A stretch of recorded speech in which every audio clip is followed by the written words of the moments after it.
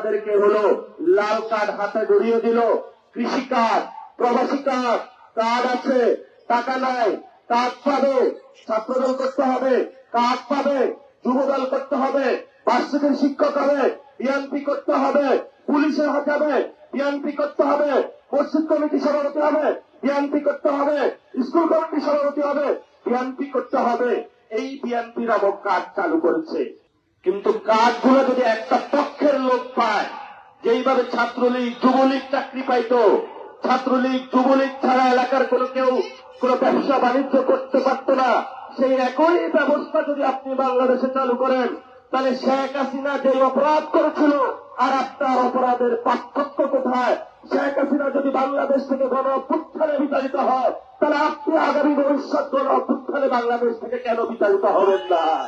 আমরা চিন্তা করেছিলাম আপনার সন্তানকে আপনি ভার্সিটিতে পাঠান, তাকে যে শিক্ষা দেওয়া হয় ওই শিক্ষা অনুযায়ী সে চাকরি পায় না, কারণ ভার্সিটিগুলা শূন্য করে দেওয়া হয়েছে। যাদেরকে শিক্ষক নিয়োগ দেওয়া হয়েছে ওই শিক্ষকগুলা দলীয়ভাবে নিয়োগ দেওয়া হয়েছিল। যেই প্রতিষ্ঠানটা পতাগঞ্জে সবচেয়ে ভালো করার কথা, সেই প্রতিষ্ঠানের মাথায় ম্যানেজিং কমিটির সভাপতি নামে একটা অশিক্ষিত ভণ্ড অভদ্র লোককে বসিয়ে দেওয়া হয়েছিল।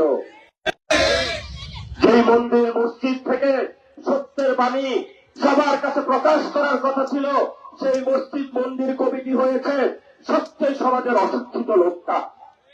হয় নাই গত 17 বছরে?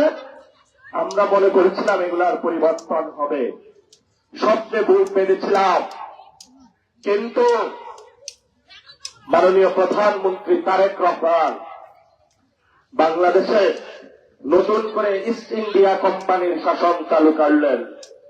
ইস্ট ইন্ডিয়া কোম্পানির নাম শুনেছিলেন? তারা হলো ব্রিটিশ। বাংলাদেশে এসে জনগণের কোন উন্নয়ন না করে শোষণ করার জন্য একটা শাসনতন্ত্র বাংলাদেশে চালিয়ে দিয়েছিল প্রধানমন্ত্রী তারেক রহমান।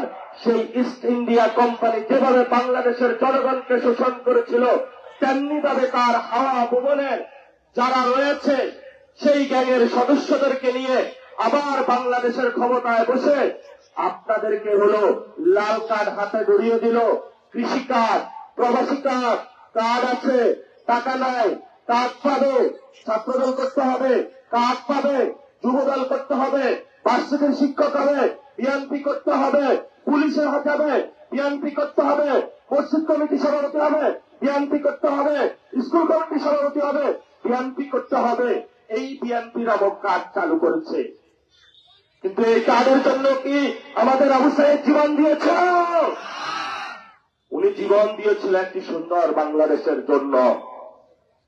কার্ড আপনি দেন, সমস্যা নাই, কিন্তু কার্ডগুলো যদি একটা পক্ষের লোক পায়, যেইভাবে ছাত্রলীগ যুবলীগ চাকরি পাইতো, ছাত্রলীগ যুবলীগ ছাড়া এলাকার কেউ কোনো ব্যবসা বাণিজ্য করতে পারত না, সেই একই ব্যবস্থা যদি আপনি বাংলাদেশে চালু করেন, তাহলে শেখ হাসিনা যে অপরাধ করেছিল আর আপনার অপরাধের পার্থক্য কোথায়? শেখ হাসিনা যদি বাংলাদেশ থেকে গণ অভ্যুত্থানে বিতাড়িত হয়, তাহলে আপনি আগামী ভবিষ্যৎ গণ অভ্যুত্থানে বাংলাদেশ থেকে কেন বিতাড়িত হবেন না?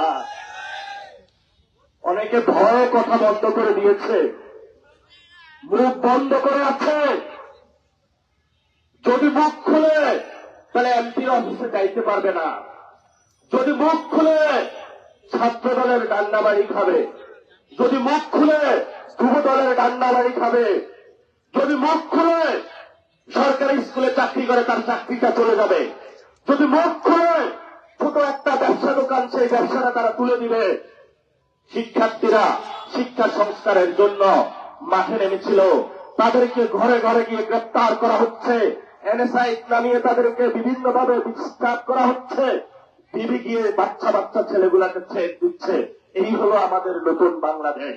আপনার স্বপ্নগুলো আকাশ ছুবে প্রবাসীর হেলিকপ্টারের মাধ্যমে। বিয়ে, জন্মদিন অথবা যে কোনো বিশেষ প্রয়োজনে হেলিকপ্টার ভাড়া করতে যোগাযোগ করুন স্ক্রিনে দেয়া নাম্বারে। প্রবাসীর হেলিকপ্টার, নিরাপদ ও সাশ্রয়ী বাহনের বিশ্বস্ত নাম।